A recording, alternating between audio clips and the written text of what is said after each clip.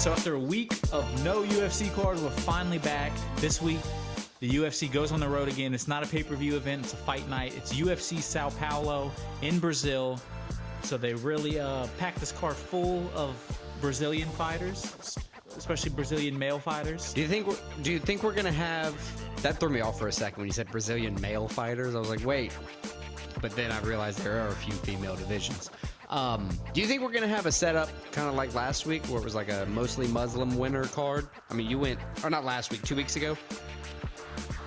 I think it could be similar to that, but I don't think. Not that Brazil's it's more. It's not. You're not going halfway around the world. You're like still the same time zone too. I don't think your times is messed up, so I don't know if the home field will matter as much as it does going. It's not so drastic, maybe. Yeah. Okay. But the first fight, we're going to cover the whole main card. And the first fight of the main card is Israel Bonfim, one of the Bonfim brothers, taking on Vince. How do you say his name? Pichel? Vince Pichel? Vince Pichel from hell. So it's the Brazilian and Bonfim, the 27-year-old, taking on the 40-year-old Pichel, the American. Bonfim 19-4, Pichel 14-3. How do you see this fight going? Look, Bonfim lost to Benoit Saint Denis his last time out. He lost by submission. Only in his second UFC fight. Right. I think not a fluke by Bonfim. He faced just the ran real into deal. A killer. Right. Exactly. In the lightweight division, Benoit Saint Denis is on the significant uptick. Pichel lost to Mark Madsen last out by decision. Bonfim's 1-1 in the UFC. He's beaten Terrence McKinney, and like I said, he lost to Benoit Saint Denis. Still new to the UFC, and in his entire career, he's only lost by submission.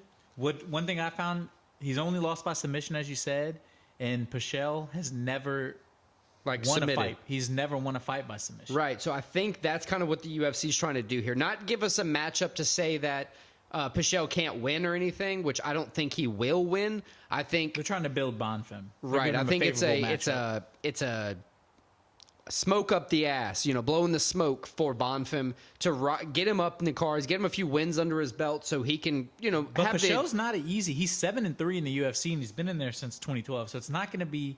It's a good, favorable matchup, but it's not going to be a cakewalk. I don't think he's gonna Pichel's a talented guy. Right, Pichel's got 8 career KOs, six career decision wins. He's only lost 3 times, like you said. Once by KO, once by submission, once by decision. And 7 UFC wins. He's fought since 2012. He just doesn't fight a lot. He fights about 1 per year, it seems. Right. I think in order for Pichel to win, he needs to control, because typically, I mean, it's kind of weird to say it like this. When he has heavy control in a fight, he does win. So he needs to find a way to control early and often. But honestly, I think this fight sets up for Bonfim to get the win. Right. I agree there. I think Bonfim is set up to get the win here. And he had 13 straight wins before that last fight, so it is going to be interesting to see how he bounces back. But I think he bounces back with the win. It's a type of loss he's bounced back from before. Like we said, he only has lost by submission 4 times, so it's nothing. I don't want to say he's used to losing like that. He's going to come in pretty confident, knowing this guy's not going to submit him, though. Right. He doesn't have to worry about that whole angle of the game is submission. Now, Pichel can take you down. He does have a high takedown rate. But he doesn't go for submissions. It's takedown, ground and pound, and control. Kind of hold you down. Right. He likes to do that ground and pound damage, but I still think Bonfim's going to win. So I think we agree on that one. Yep. Moving on, the next fight we're going to cover is Rodolfo, the Black Belt Hunter Vieira. That's actually a sick nickname. It is, especially when you do like he does. Guy. He has 1 KO victory, 8 submission victories, 9-2 in his career, only losing once by submission and once by decision. He's facing Armen Superman Petrosian, 9-2 in his career as well. I thought I wrote that wrong. No, they both. And one interesting thing, Petrosian has never been submitted before. Yeah, this is that kind of another switch. clash of styles. Right, another switch kind of shows you what the UFC is trying to go for. They're trying to get exciting fights out there for UFC Sao Paulo. Petrosian was on one of the first cards we covered, I'm pretty sure, when he fought CLD. He is. Leroy Duncan. Right, he was. I think Rodolfo Vieira is a very high-level jiu-jitsu person. He knows his way around the canvas. He's known for his submissions, winning 8 times. He's 4-2 in the UFC, only losing those 2 times in the UFC. for his. He's alternated his he keeps win loss. Right. I'm sorry. Yeah. He lost to Chris Curtis and Anthony Hernandez. But his last one was a win, so if he continues that streak, he's looking towards a loss, but who says he continues the streak? Well, I do. I agree as well. There we go. You got two experts here. Petrosian is 3-1 in the UFC. All decisions to point out. He lost that one fight to Siao. I don't know how to say his first name. Baralho. He's going to be fighting on this card. Petrosian is a very powerful striker. I think he needs a good stoppage here. I think the UFC is kind of setting him up for, a good knockout win by somebody who's going to be going for submissions and going for that ground attack, or at least getting you on the ground to, aim for a submission. I think Petrosian's striking is going to be what's going to earn him the victory here. I think we're going to see a knockout. Yeah, I think Petrosian gets it done too. Kind of for all the reasons you said. I think he's not a guy that gets submitted a lot. He's taking on a submission guy. And we've seen him fight. Like you said, we covered his fights before. So, it's one of those things like he's won by decision with us. We've seen him be able to KO somebody. He just hasn't done it. I think he's due. So the next fight includes one of the guys you actually just mentioned, Baralho. The natural, taking on Abbas Magomedov. Last time we saw Magomedov, Sean Strickland was TKOing him in the second round. I don't want to take anything away from Magomedov. Yeah, because now that's not a bad loss after the way. Right, in the moment, Sean just beat. In the moment, it wasn't even a terrible loss because Sean Strickland, is one of those fighters. He's scrappy. He could do anything at any time. But then he just ascended. But now he has the belt, so it's like, all right, Abbas, they're giving you another shot against Baralho. He's perfect 4-0 in the UFC. 14-1 overall too. So he's a guy that wins. Right. 11 straight wins. I think he's also never been finished. I think with the Magomedov coming off the KO loss to Strickland, I think he's going to be aiming to go back to what he's used to. Magomedov has 14 KOs, 6 subs, and 5 decisions. He's 1-1 in the UFC, and his only win was it was before the Sean Strickland fight. It was like 19 seconds. Right. As you said, he knocks people out. I think we're going to see an electric fight here. I actually think Abbas Magomedov is going to win. I think he's going to rebound with that camp, not fighting last week in his home turf, or 2 weeks ago, UFC 294, not being able to fight there. I think he's trying to kind of earn his keep. He's only, like you said, 1-1 in the UFC. Cal doesn't fight all the time. Baralho does not fight all the time. He's 4-0 since, 2019, but he's perfect in his career since 2015. He doesn't fight that often, but he picks good matchups for himself. But I still think Magomedov's going to win. What do you think? See, I think this is the first one we disagree on. I think Baralho moves to 5-0. I think he comes in. I think he's just a winner. He just figures out a way to get it done. I think it's probably going to be by decision, but I think you're right. It's going to be a very, very exciting fight. So next, we're talking Yogi Bear. You know Yogi Bear? Yogi Bear. Nasamito? No. I'm talking about the cartoon character. I do. Okay. So we're not talking about him, actually. It's Rodrigo Nascimento. Yeah, sorry. Another Brazilian on the card. Of course. Well, then he's going against Dante Lord Kong Mays. This is a rematch. I know, I saw that. It's a rematch that doesn't really. I'm not sure. It doesn't ring a bell. Doesn't it? Must. It doesn't make sense. Like, why are they rematching? Yeah, I don't know. Nascimento won the first time by rear naked choke. They've had very similar careers since then. Mays has gone 3-1-1 since then. Nascimento has gone 2-1-1 since then. So maybe that matchup's kind of set up to see who's getting the rise in the UFC and who's. I don't know, but Nascimento, he lost the next fight, but then won 2 in a row. So I mean, he's been. Yeah. So I don't know.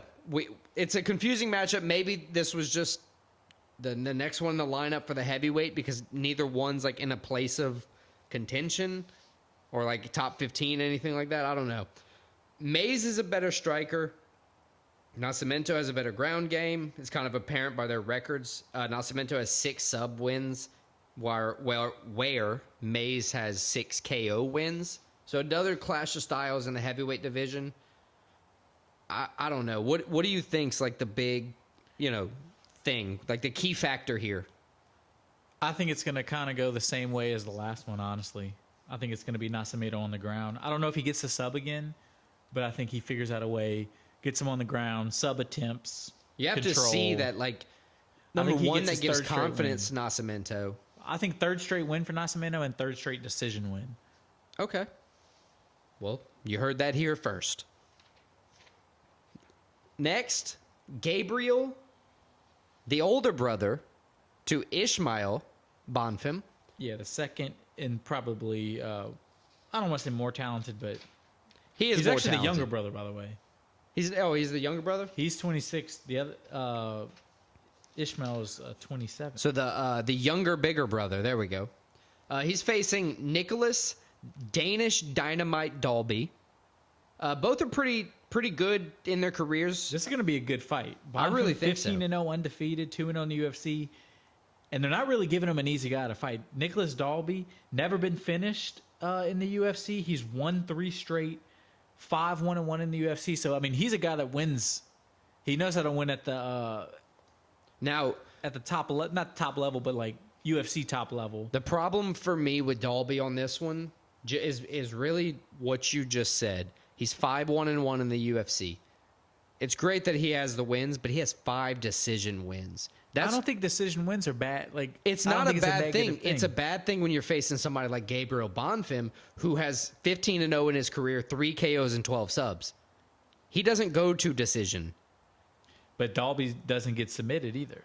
So, you're right. Yeah, he's never lost by anything other than decision. Yeah. So I think this is going to be a testament to Gabriel Bonfim. I think Bonfim is going to come out and he's going to show that the hands matter and the ground game matters. And I think this is going to be a situation where Nicholas Dalby has to be absolutely perfect to win the fight. If he makes I think this is going to be one mistake, it's done. I think it's a very, very close fight. I think Bonfim wins. I as well. But I think it's going to be his first decision win. So he's going to go 16-0 with 13 KOs, 12 subs, and 1 decision victory. I think it's going to be a close decision victory over Dalby. Dalby's going to not teach him a lesson, but he's a vet, and he's going to give him teach him a lesson, but lose. Ismail and Gabriel debuted January 21st together, and this is the second card they're both fighting on.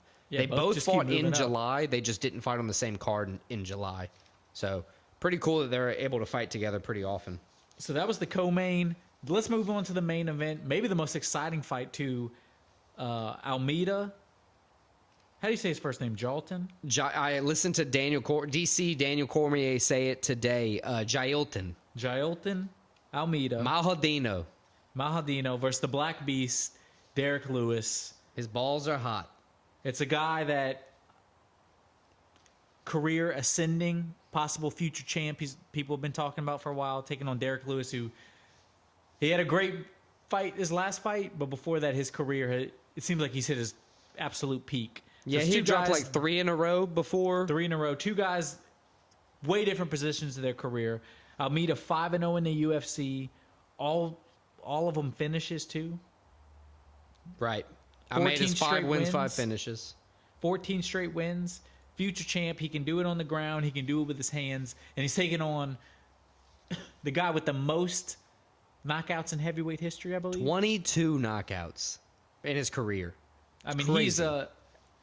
And in the last fight, he showed something different with a flying knee.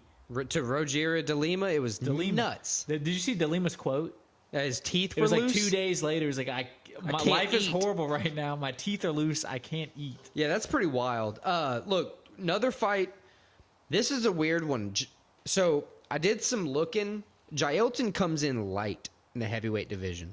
He does. He comes in like 240.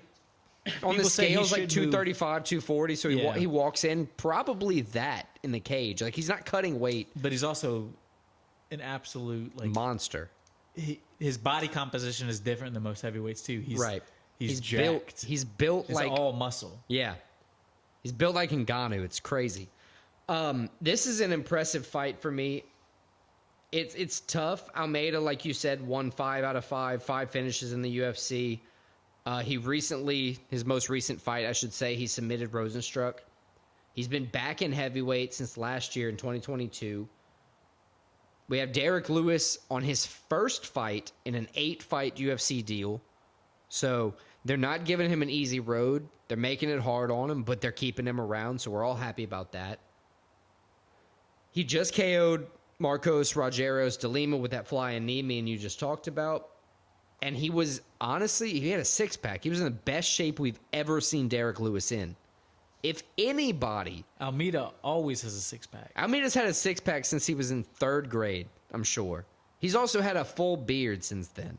But what I'm saying is if Derek Lewis can translate that 30-pound weight difference into a victory here, I think with his recent achievements on the scale, being in the best shape of his life, arguably, he has the power to get it done against Almeida.